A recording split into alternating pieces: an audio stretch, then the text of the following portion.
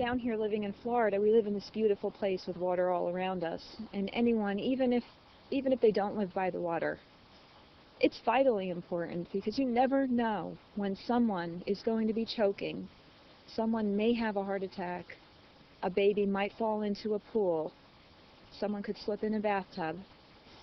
Having that training is going to save someone's life at one point or another. I never thought that I was going to have to ever use the skills that I was taught, especially on a baby. But I was so thankful that I was well trained and well prepared at the time. About 7 o'clock in the morning, we heard just a horrible scream. It's a scream that you don't ever want to hear. The second I heard the noise, I kind of figured, okay, something's terribly wrong, and I kind of clued into the fact it had to do with the dock and the back door.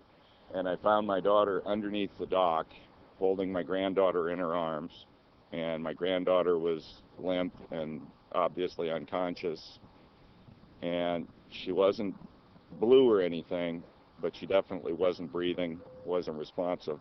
I didn't know exactly what had happened, just that the grandfather was running into the house yelling, the baby fell in the canal, call 911. Thank God by that time Christine was already over the fence and basically near my back door and had her arms open saying, bring her to me. And I happened to know she was a school teacher and that she has CPR training. So I didn't think for even a second. I just started sprinting up the sidewalk to get the baby to her. I gave her a Heimlich, and a lot of water came out of her nose and mouth.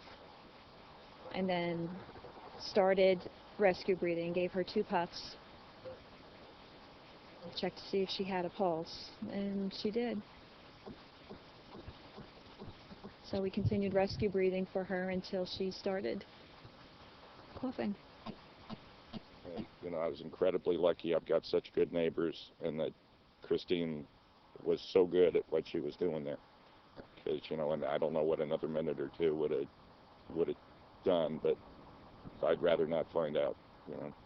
The mother of the baby had come in while this was going on, and of course she was really very upset, but she recalled that I was actually saying the steps out loud. She had an instinct to want to pick up the baby and deal with the breathing and the CPR herself, but she looked at Christine and instantly realized, okay, this lady knows exactly what she's doing. I'm going to let her work. I think just the diligent training that I had when I was Red Cross certified just came into play, came right back into my memory. The real bottom line thing here is I really realized how valuable it is to know how to do rescue breathing and to know how to do CPR, because the amount of time that elapses is so critical to how things are going to turn out. I think it's unacceptable for anyone, any child, any adult to die because they've been under the water for 2 to 3 minutes. If someone around them knows how to do this, it's actually very easy to save them. It wasn't hard to do. At this point, I've put up a fence. I'm going to take CPR classes. I'm going to learn how to do the rescue breathing because I live on the water. And, you know, I'd really like the chance to be able to repay a favor like this, because you just, until you're a parent or a grandparent, you know you've come that close to losing someone. You just really don't know how much you appreciate someone with that skill being there at the right time. When you're not in that situation and you're not trained and you're thinking, well, I could never do that, or I'm actually really afraid to get trained because I don't want to have to deal with my own emotions that this could happen to somebody.